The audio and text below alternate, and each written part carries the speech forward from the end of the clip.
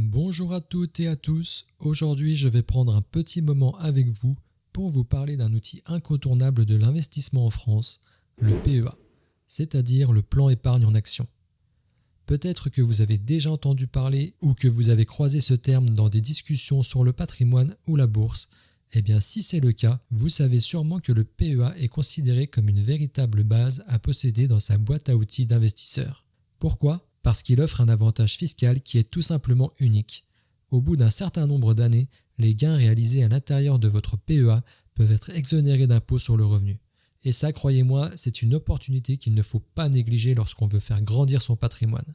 Dans cette vidéo, je vais vous expliquer en détail ce qu'est le PEA, qui peut l'ouvrir, quelles sont les différentes formes, dans quoi on peut investir avec, quels sont les plafonds, son fonctionnement fiscal et bien sûr ses avantages, mais aussi ses limites. Bref, à la fin de cette vidéo, vous aurez une vision claire et complète de cet outil. Alors, la première question à se poser est toute simple. Est-ce que vous êtes éligible à l'ouverture d'un PEA ? La réponse est probablement oui, parce que les conditions ne sont pas très restrictives. En réalité, il n'y en a que 3 principales. La première, c'est d'être majeur. Ça veut dire que vous devez avoir au moins 18 ans pour ouvrir un PEA. La deuxième, c'est d'être résident fiscal en France. Si vous vivez fiscalement ailleurs, vous ne pouvez pas en ouvrir un ici. La troisième, c'est qu'il n'est pas possible d'avoir plusieurs PEA en même temps. En clair, un PEA par personne, pas plus. Par contre, bonne nouvelle pour les couples, si vous êtes marié ou pacsé, chacun de vous peut ouvrir son propre PEA. Donc vous pouvez en avoir 2 au sein de votre foyer, un chacun. Maintenant qu'on a vu qui peut ouvrir un PEA, parlons des différentes versions qui existent. Parce que oui, il n'y a pas qu'un seul PEA, il en existe plusieurs, chacun avec ses particularités et son public cible. Le PEA classique, c'est celui qu'on connaît le plus. Le PEA classique est destiné aux personnes majeures et il permet d'investir principalement dans les grandes entreprises européennes. C'est l'enveloppe de référence, celle qu'on retrouve le plus souvent, et c'est aussi celle sur laquelle je vais concentrer une grande partie des explications. Le PEA PME.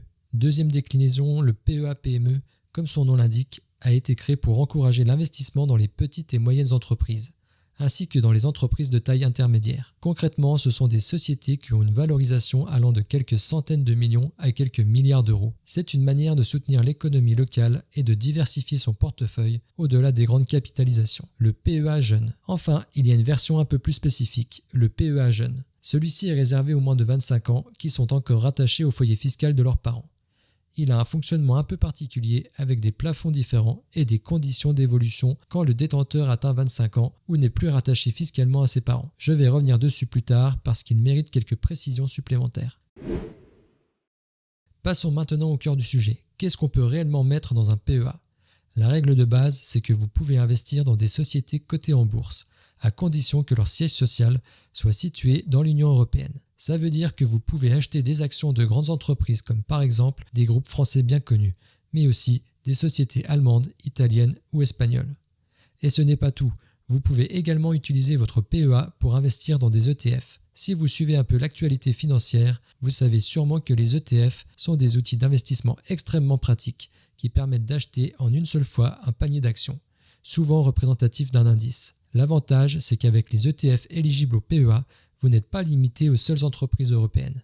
Grâce à ce qu'on appelle des ETF synthétiques, vous pouvez aussi vous exposer aux grands indices internationaux, y compris américains. Par exemple, il est possible de suivre la performance du S&P 500, du Nasdaq ou même de l'indice mondial MSCI World tout en restant dans le cadre de votre PEA. Alors, vous allez peut-être vous demander comment est-ce possible alors que les sociétés américaines n'ont pas leur siège social en Europe ? Eh bien, c'est justement grâce à cette subtilité des ETF synthétiques. Sans entrer dans les détails trop techniques, retenez simplement que ce mécanisme permet de reproduire la performance d'indices étrangers, même si les entreprises en question ne sont pas éligibles directement au PEA. Et si ce concept d'ETF synthétique vous semble encore flou, ne vous inquiétez pas.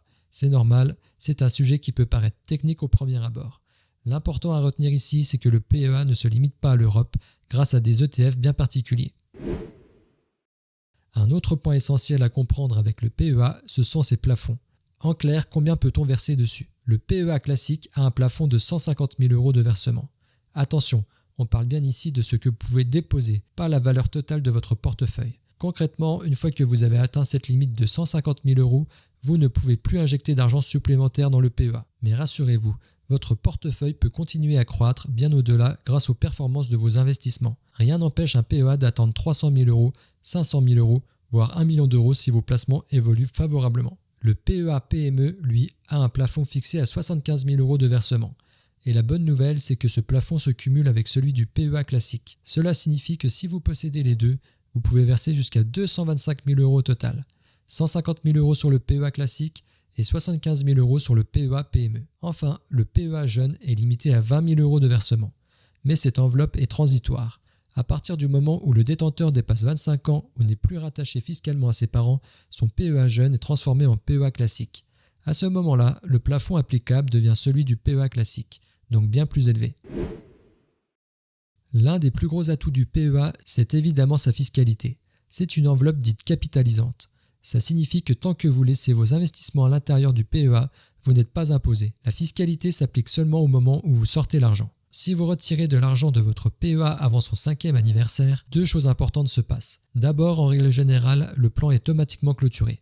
Ensuite, la fiscalité appliquée correspond à ce que l'on appelle la flat tax, ou PFU, prélèvement forfaitaire unique, fixé à 30% sur les gains. Ce taux de 30% se décompose en deux parties, 12,8% d'impôt sur le revenu et 17,2% de prélèvements sociaux. Résultat, avant 5 ans, le PEA ne présente pas d'avantage fiscal par rapport à un compte-titre classique. Après 5 ans, c'est là que la magie opère.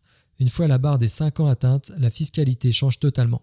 À partir de ce moment-là, les retraits que vous effectuez ne sont plus soumis à l'impôt sur le revenu. Vous ne payez que les prélèvements sociaux, actuellement fixés à 17,2%. Autrement dit, si vous retirez de l'argent après 5 ans, vos gains sont imposés beaucoup plus légèrement que sur un compte-titre. C'est ce qui rend le PEA si intéressant sur le long terme. Pour bien comprendre la différence, prenons un exemple simple. Imaginons que vous investissez 5 000 euros avec un rendement moyen de 7% par an pendant 10 ans, sans rajouter d'argent supplémentaire. Au bout de 10 ans, vos 5 000 euros seraient devenus environ 9 836 euros.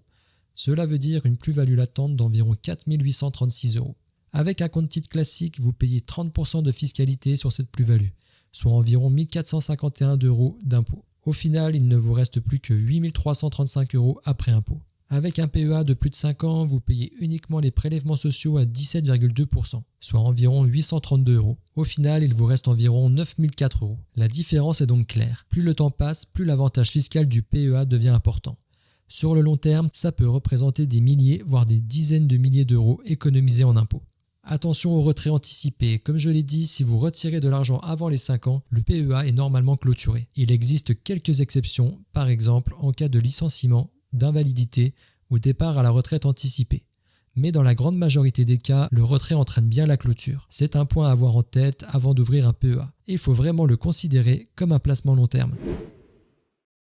On vient de voir en détail le fonctionnement fiscal du PEA. Résumons maintenant les avantages principaux parce qu'ils sont nombreux et assez parlants. Le plus évident, c'est bien sûr l'avantage fiscal. Tant que vous conservez votre PEA plus de 5 ans, vous êtes exonéré d'impôt sur le revenu sur vos plus-values et vos dividendes. Vous ne payez que les prélèvements sociaux, ce qui est beaucoup plus léger que la fiscalité classique d'un compte-titre. Le PEA vous donne accès à un vaste univers d'investissement. Toutes les grandes sociétés européennes, mais aussi, grâce aux ETF, des expositions mondiales.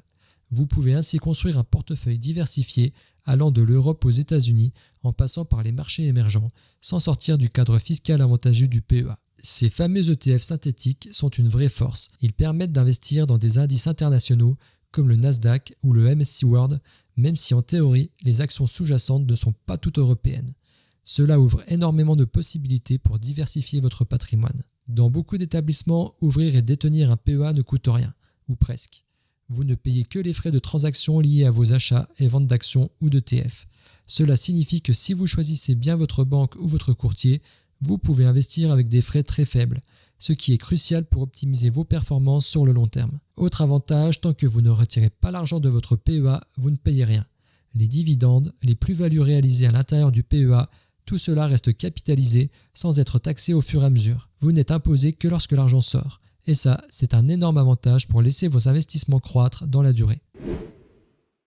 Évidemment, le PEA n'est pas parfait. Comme tout outil d'investissement, il y a aussi ses limites et ses contraintes. Et il est important de les connaître avant de se lancer. Le premier inconvénient, c'est que vous ne pouvez pas investir directement dans toutes les actions du monde. Par exemple, impossible d'acheter directement des actions américaines comme Apple, Tesla ou Nvidia dans un PEA. Pour avoir une exposition au marché américain, il faut passer par des ETF éligibles, souvent des ETF synthétiques. C'est une solution efficace, mais ça reste une contrainte par rapport à un compte titre classique. Le deuxième inconvénient, c'est le plafond. 150 000 € sur le PEA classique, 75 000 € sur le PEA PME. Ça peut paraître largement suffisant pour beaucoup d'investisseurs, mais à mesure que le patrimoine grandit, on peut finir par atteindre ce plafond et devoir chercher d'autres enveloppes pour continuer à investir, comme l'assurance vie ou le compte titre. Troisième limite, le PEA est centré sur les actions, et certains fonds ETF éligibles. Impossible d'y mettre des obligations, des SCPI ou d'autres classes d'actifs. Pour diversifier son patrimoine avec d'autres produits financiers, il faut donc compléter avec d'autres solutions. Si vous avez envie de profiter des avantages du PEA, voyons maintenant comment l'ouvrir concrètement. La démarche est assez simple, vous pouvez ouvrir un PEA dans la plupart des établissements bancaires. Mais pour limiter les frais, beaucoup d'investisseurs se tournent vers les banques en ligne ou les courtiers spécialisés. Pourquoi ? Parce que dans ces établissements, vous n'avez généralement pas de frais fixes liés à l'enveloppe. Vous ne payez que les frais de transaction et ils sont souvent bien plus compétitifs que dans les banques traditionnelles. Un point essentiel à toujours garder en tête, les frais. Les frais sont un véritable poison pour le patrimoine sur le long terme. Même quelques pourcents prélevés chaque année peuvent grignoter une partie énorme de vos gains, sur 10, 20 ou 30 ans. C'est pour ça qu'il faut absolument comparer et choisir une structure avec des frais bas et transparents. Et si jamais vous réalisez que votre PEA actuel est logé dans une banque trop chère ou peu compétitive, pas de panique. Il est possible de transférer son PEA vers un autre établissement. La plupart des banques en ligne proposent de s'occuper de cette procédure pour vous. Cela peut parfois prendre un peu de temps, mais ça reste faisable. Petite astuce d'ailleurs, vendre vos titres avant de lancer le transfert peut souvent accélérer la procédure, car cela évite certaines lourdeurs administratives. Quand vous ouvrez un PEA, vous allez en fait disposer de deux comptes. Un compte espèce avec un IBAN que vous alimentez en euros. Un compte titre dans lequel vous logerez les actions et les ETF que vous achèterez. Ces deux volets fonctionnent ensemble et forment votre PEA. Vous l'aurez compris, le PEA est vraiment un incontournable de l'investissement en France. C'est une enveloppe qui combine simplicité, fiscalité avantageuse et potentiel de croissance important sur le long terme. Si vous n'avez pas encore de PEA, c'est probablement l'une des premières étapes à envisager dans votre stratégie patrimoniale. Prenez le temps de choisir un établissement compétitif, regardez bien les frais et ouvrez-en un pour commencer à bâtir votre portefeuille. Dans mon cas, j'ai un PEA chez Boursorama, qui est une banque en ligne française. Vous trouverez un lien dans la description et dans le premier commentaire si vous souhaitez profiter d'un bonus de bienvenue de 150 € pour l'ouverture d'un compte et d'un PEA. Si vous avez déjà un PEA dans une autre banque, assurez-vous de bien vérifier vos frais et de voir si vous utilisez pleinement les possibilités qu'offre le PEA, notamment grâce aux ETF éligibles. Et si vous êtes déjà bien en place, alors profitez simplement du temps qui passe. Laissez votre portefeuille travailler pour vous et capitalisez dans les meilleures conditions fiscales. Bien sûr, le PEA n'est pas la seule solution.